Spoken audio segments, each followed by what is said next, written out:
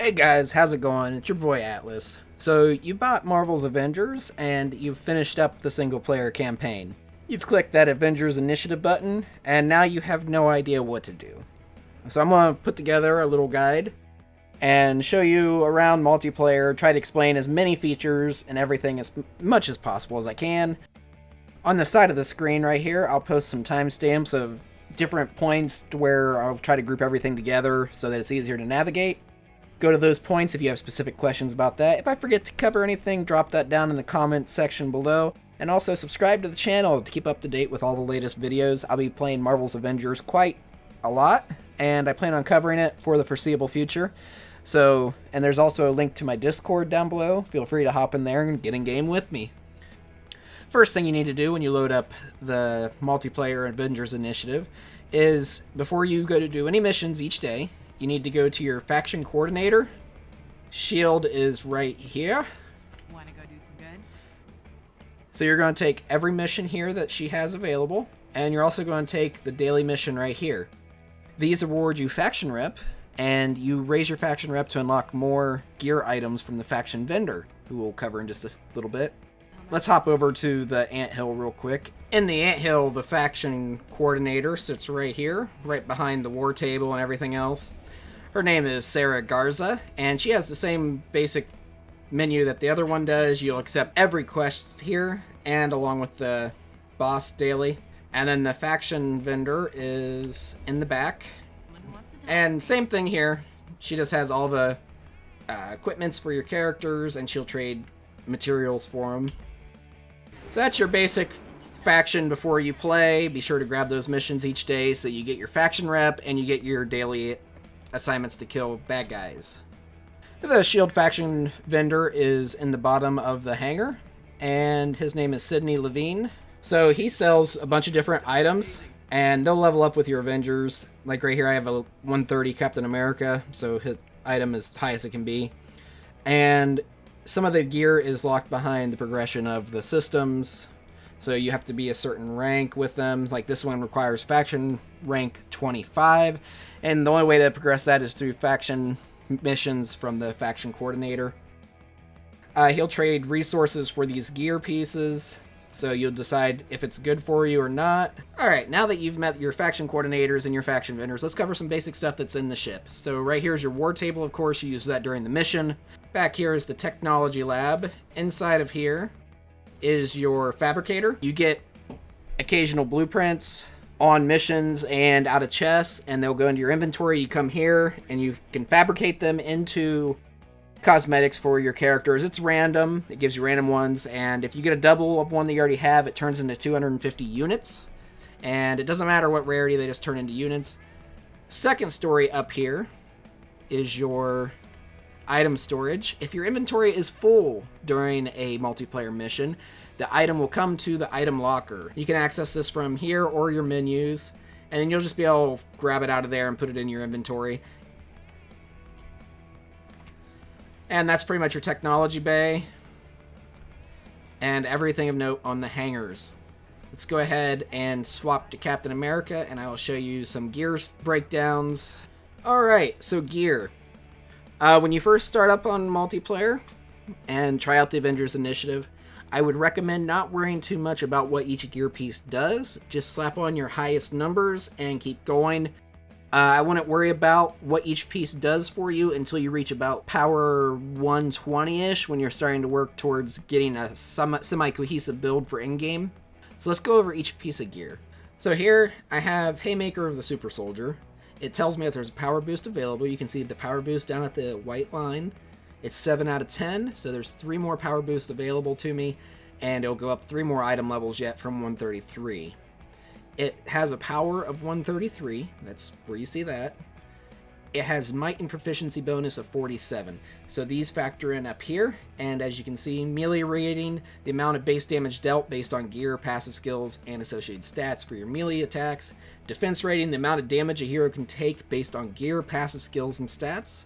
So yeah, pretty self-explanatory. Ranged rating, the amount of base damage dealt based on gear, passive skills, and associated stats. Heroic rating, the amount of damage a heroic ability determined by gear, passive skills, and stats. And you can see what affects it. Resilience, armor, intensity for heroic, and precision, valor, and proficiency there for ranged. So this has might and proficiency. If you hover over a different item, it will tell you the differences in percentages of the melee rating changes and everything up there as you're hovering over it. Alright, next up we have gear perks. So this has PIM micromines, so you can have different elemental things. This one does particle damage, and then PIM particles. The PIM particles causes the enemies to shrink, so if you ever see an enemy getting really small in the game, it will shrink down to size, and that's the PIM particles effect. And then at the very bottom, you can see the resource requirement. Those are the resources required to upgrade it another step. So 19 upgrade cubes, 75 nanites, 38 nanites. So that's your basis of the gear. And just disassemble everything that you're not using that's low level. Even some stuff that you know that you're not going to use at 130, I would recommend disassembling just because you will start running out of inventory spaces. Let's look at another piece. So this is another PIM particle piece. This one has cryo resistance. It's the best chest piece I have, so that's why I'm still running it. It's not really what I was looking for, but I'm still working on getting more gear. So as you can see, it has the reflexive invulnerability, 10.3% chance, parrying incoming attacks grants an invulnerability buff, cryo resistance, 15.1% damage reduction from cryo attacks, aerial guard, 10.6% damage reduction while airborne. These percentages are affected by the little stars that you see there. So you see how this is 3 stars out of 5. The higher the star rating, the higher the percentages. So that's the only thing that those stars affect. So if you find a 5-star item, it has the maximum percentages rolled onto it that it can have for those rolls.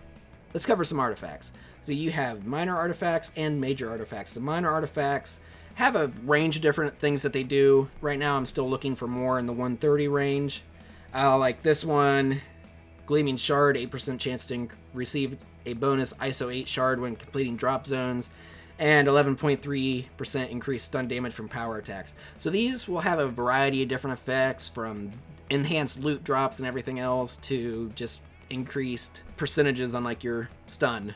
So you'll see all sorts of them. Try to get an idea of what you're looking for and just keep a decent amount of them around so you can swap them out, especially if you're doing vaults. Some will affect vault drop chances, some of them affect drop chances of enemies. All sorts of crazy stuff gets rolled onto these.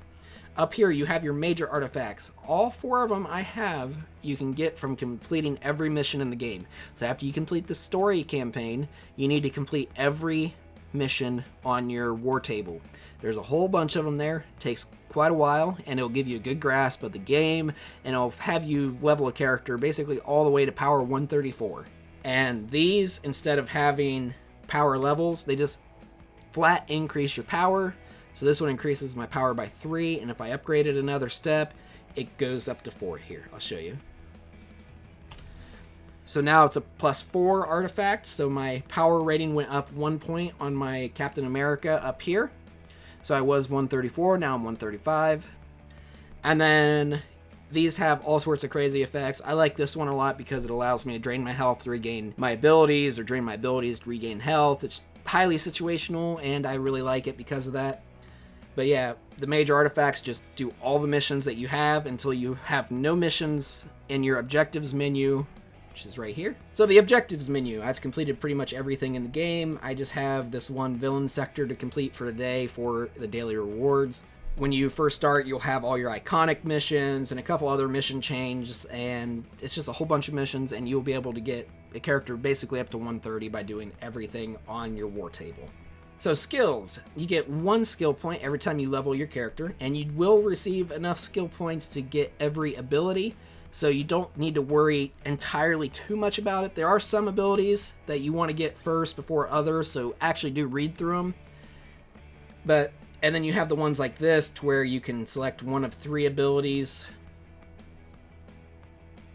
And these will all be locked behind your level. My Captain America is level 50. And it'll tell you, some of them are locked between level 15, 25, stuff like that. So you unlock more as you go.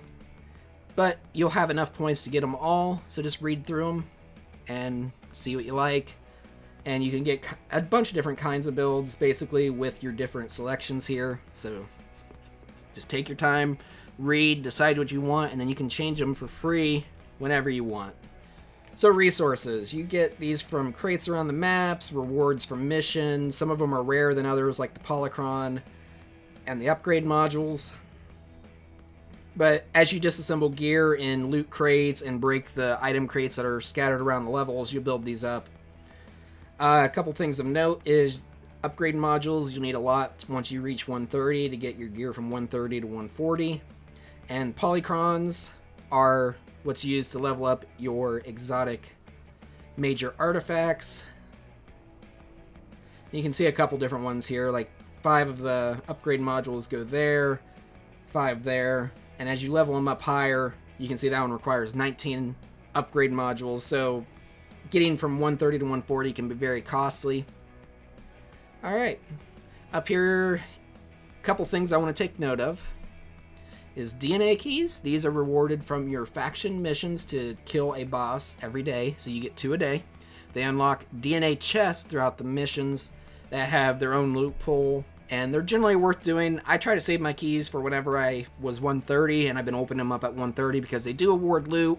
So I wanted the loot to be possibility of being the maximum level in the game. A couple other things to note. Right here are your credits. That's your premium currency. You can get these from your challenge cards, which we'll cover here in a little bit. And these are units. These are used to purchase cosmetic items from the store. I'll show you the store right now. So Chastity McBride is your cosmetic vendor. She's located in the mess hall area of the ship. So she has different emotes, different skins, different nameplates, and she's just your cosmetic vendor. And some of these are kind of expensive, like 7,000 units for that. Yeah, that's all you use the units for. So challenge cards, each hero has them, and you get daily and weekly tasks to complete, and they award points. So this was an 11 challenge point reward, and each point is 1 knock off of this area right here, and you get these rewards as you level. All the way up to 50, I believe. And you get, credits and a bunch of other stuff for free. Just complete these, get new cosmetics, more units, more credits, everything. And like I said, it's for every hero. Alright, missions. The best way to tackle the war table is to do your objectives that are present in your objectives menu right here. So you can track these by clicking on them. So there's a little fist there, and then you just look for that fist. See it right here? Click there, and then the fist is hovering right there. And it tells you where it is, so you can keep track of that. Just do your objectives in your table. Once you reach higher levels, you'll just pretty much be grinding out hives and various other activities to get the most rewards you can as quick as possible to try to get gear. So when you open up the war table for the multiplayer Avengers initiative, you have a quick match button down here that allows you to just launch into whatever is available that you can do. I don't use that a whole lot. I like to go on specific missions. And if you go on specific missions, you can choose which heroes accompany you. Say I wanted to go on this. Once you're in the lobby, you can enable or disable matchmaking here by pressing whatever button it tells you to. And you can select your hero and companions, and the little indicator right here is your requested companions. Allows you to swap them out and be whoever you want to be along with your teammates. Keep in mind, if you're doing high level stuff and you bring low level companions, that they might go down pretty easily, so it's best to try to level up your characters evenly if you're playing by yourself. Somewhat. I mean, I play a lot by myself, but my stuff's kind of scattered. So just keep that in your mind. Keep in mind that certain heroes can't open certain doors or smash certain doors. They're working on a fix for that, hopefully. If I missed anything, go ahead and drop that down below, and I'll try to answer every question you guys have. Hey, thanks for checking out the video. Be sure to subscribe if you haven't already. And as always, I appreciate everyone who checks this channel out. Even if you don't subscribe, I hope you all have a wonderful day.